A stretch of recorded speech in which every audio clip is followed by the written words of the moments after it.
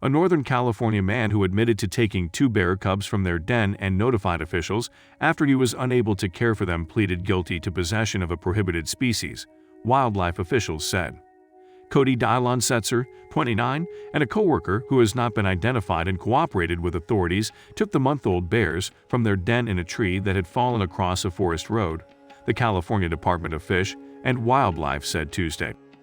Setzer contacted wildlife officers on March 9, 2019, and told them he had found the baby bears along Highway 263 north of Yreka in Siskiyou County, the department said. But wildlife officers became suspicious of his story after they went out to the site and found no bear tracks or habitat. Bear cubs are 100% dependent upon the sow, and if they had been wandering on their own they wouldn't have survived, said Capt. Patrick Foy of the department's Law Enforcement Division.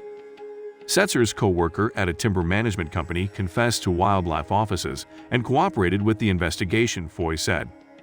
The other person literally brought them back to the den site, he said.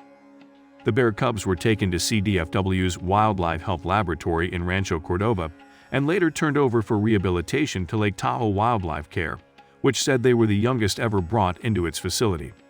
The cubs were returned to their native habitat in Shasta County on April 28, 2020, after growing old enough to survive on their own, the department said. The department published the story Tuesday on its blog about bears to encourage anyone who may witness wildlife poaching to contact authorities.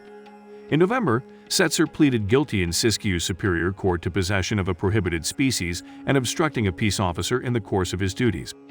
He was ordered to pay $2,290 in fines and fees and complete 200 hours of community service.